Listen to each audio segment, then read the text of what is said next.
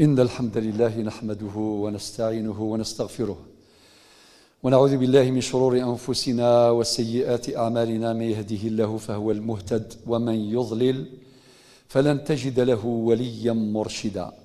وأشهد أن لا إله إلا الله إله الأولين والآخرين وقيوم السماوات والأراضين الذي لا عز إلا في طاعته ولا غنى إلا في الافتقار إليه. وأشهد أن محمدا عبده ورسوله بلغ الرسالة وأدى الأمانة ونصح الأمة وجاهد في الله حق الجهاد حتى آتاه اليقين.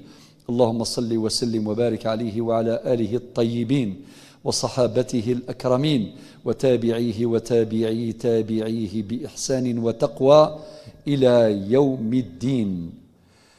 اللهم أصلح لي ديني الذي هو عصمة أمري. هكذا يبدأ حديث المصطفى صلى الله عليه وسلم، وهذا الحديث من جوامع الكلم، وقد أوتي جوامع الكلم، يلخص ما ينفع الإنسان في هذه الدار، دار الدنيا، والدنيا دار ممر والآخرة دار مقر.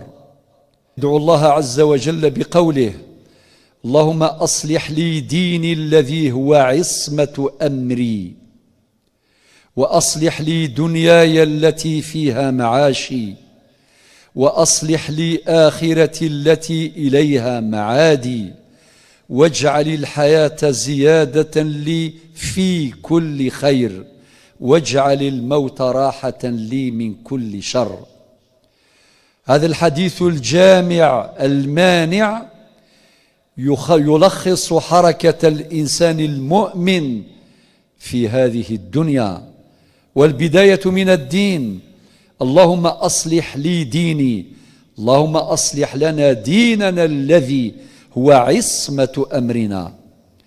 فالدين هو صمام أمان، الدين سر النجاة، الدين سر الأمان في العاجلة والآجلة. وقد قال ربنا عز وجل في آي القرآن كما في سورة المائدة الآية الثالثة: اليوم يئس الذين كفروا من دينكم فلا تخشوهم واخشون اليوم أكملت لكم دينكم.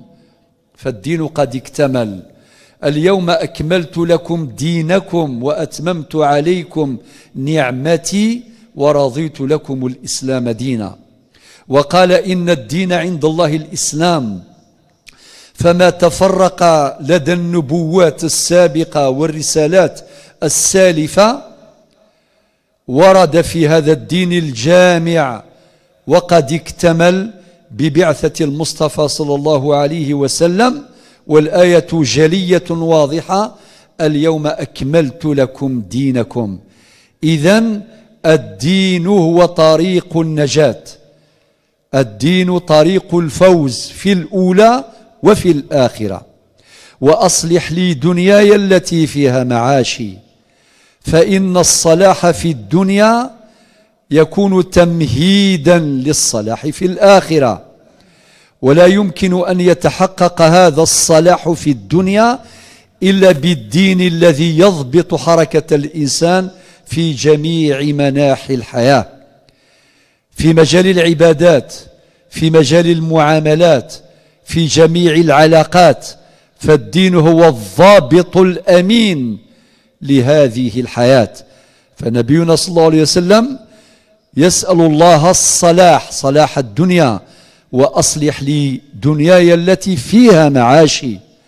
ومعيشة الإنسان في هذه الدنيا مؤقتة سريعة، ولو طال عمره فهو قصير، والحياة بأكملها قصيرة ولو طالت.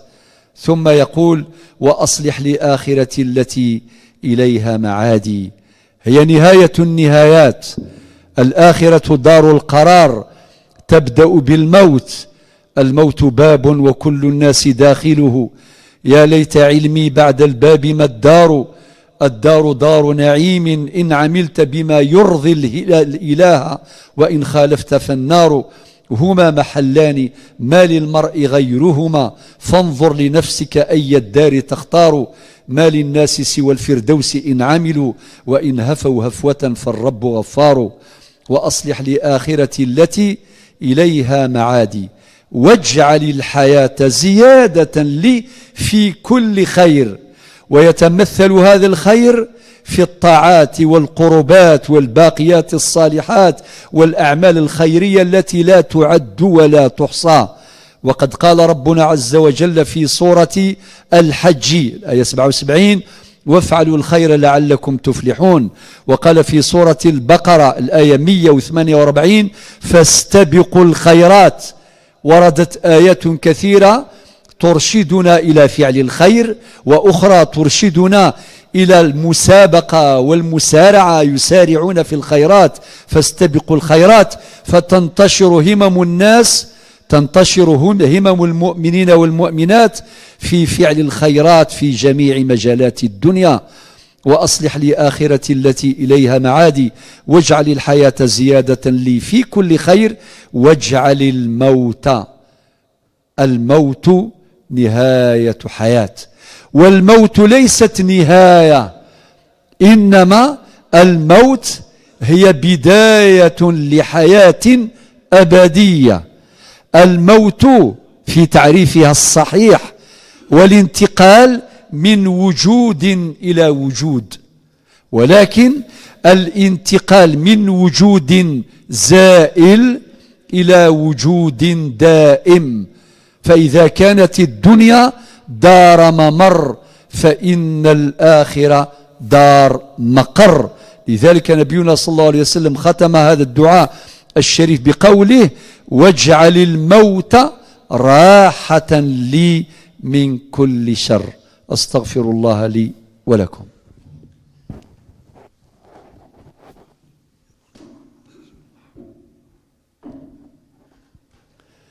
الحمد لله رب العالمين، والصلاة والسلام على أشرف المرسلين، وأشهد أن لا إله إلا الله ولي الصالحين، وأشهد أن محمدا عبده ورسوله خاتم النبيين وإمام المرسلين. قال ربنا عز وجل في آي القرآن: وإذا سألك عبادي عني فإني قريب أجيب دعوة الداعي إذا دعان. وقال ربكم ادعوني أستجب لكم. اللهم إني أسألك باسمك الأعظم أن تجعل خاتمتنا خاتمة سعيدة هنية. اللهم اشف مرضانا ومرضى المسلمين، وارحم موتانا وموتى المسلمين. اللهم خذ بأيدينا أخذ الكرام عليك. اللهم زدنا إيمانا وتقوى ويقينا.